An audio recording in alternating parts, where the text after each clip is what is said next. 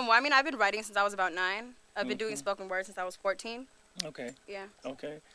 What got you into it? I'm always curious. What got you into this? And It's actually a really funny story because I was at school and I was cutting class and and I was just really bored. I was just like a really unfulfilled kid. was this back in Chicago? No, this was actually this was when I first moved to the Bay Area. I was 14 years old and I was going to school at Cappuccino in San Bruno, California.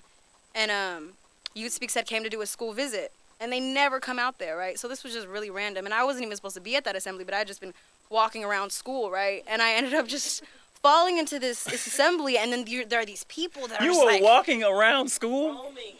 Roaming around. I was doing anything but going to class. The principal's nightmare, right? The last thing you want is school, but you end up in the right place. Yeah, exactly. And I walked in, and I just heard, revolution, brat, brat, brat. And I'm like, okay, this is where I need to be. Okay. And I went and I got more information, right? And I know, just growing up, I grew up in a very, a house full of a lot of justice. My father, I'm Palestinian. My father was into politics when I was younger. It was just in my household. Just I've always had this passion. Just feel me for humanity. Period. I know it's really cliche, but it is what it is. Yeah. All right, this is Hadeel Ramadan. Is that the way you say it? Ramadan. Ramadan, just like Ramadan. Like the holiday. All right, got it. Okay. All right, here she goes. Here we go. In the first hours of '09, a young black man in Oakland, California was shot in his back and killed while handcuffed. Knees to the Bay Area rapid transit platform, I wonder if he watched afterwards. In the world that is parallel to ours, I wonder if he mourned his own body. Followed Meserly home that night. He might have got 2 years, but he has opened his closet to demons now, how universe our parallels become. I can't imagine what it must feel like to pass bullet through head or back. Know damn well the shooter feels the bullet just as much as the shot. The Glock, the clock means nothing at the crossroads. That's why ghosts don't wear watches but always ask for time. My cousin was 17 when he got shot in the head by the hands of a boy. You want to talk child soldiers? Check out Israel's military policy. Make your children bloodthirsty. Can't even blame the kid who killed him. A toddler with an AK. Trayvon's hoodie said Hollister on it. Don't ask me what I think. Ask me how I feel. Where it hurts the most.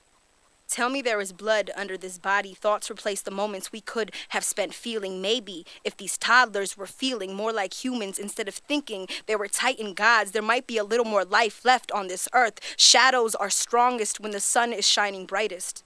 There are tides churning.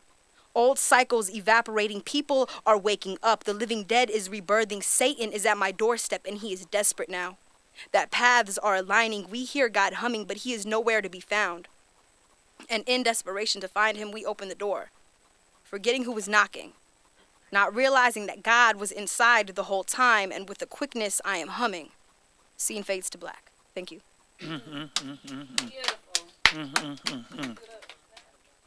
I gotta ask, when you put, come on back. So when you put a piece like that together, is it spontaneous? Does it happen over time? Is there an inspiration? I mean, how did that one in particular? How did that one come about? This in particular was a free write. It was just kind of like with me. I can't leave a poem and come back to it. It has to be one train of thought, or it's just not gonna be cohesive for me. A lot of people have different processes, and mine is just kind of like, let me throw it up at one time, and I don't touch it after. So you just sat down and boom, it came out. That's just, yeah. And does it? I'm really interested. I'm interested in the creative process. I got my own little things. So I'm always I ain't gonna tell you. Some folks know what that is. So I write music, and lyrics and that kind of thing. So, but when it comes, middle of the night. I know if I wake up at 2 o'clock in the morning and something comes in my head, I'm writing it. So how does that work for you? I don't know. I compare it to pregnancy because it's just so really. It's like It's just it hurts because I'm also an MC, and that's just the process in itself is just very complicated. For me personally, it's just because you can't try. If you're I really feel like if you're naturally meant to do something, you can't be in your head about it. Okay. You really just have to have faith in God and be like, this is my craft. Let me go full force. You can't really be distracting yourself and tripping off of stuff, because I think people get mixed up between let me go, let me flow, let me make sure I have my flow, but then also there's technique, and so it's like soul versus school. You kind of have to have both to really be a successful poet, and it's almost like balancing God and the devil, and that in itself, it's like, I think that's what we're put on the earth to do anyways, to balance. But, you know, the process, I think it has a lot to do with being able to keep your legs in both, you know, being creative and soulful and, like, really talking about what you mean and saying what you mean, but also practicing and making sure that your technique is tight and that you know certain, you know, different things to do to make things sound a certain way. And, you know, I think both are very important, and it's hard. Woo! There's a lot of imagery just in that. What was the name of that piece again? Just say what it was real quick. It was just called, I didn't name it. It was just called Free Write 09. Free Write 09. Got it. All right. Thank you. Thank you. Thank you very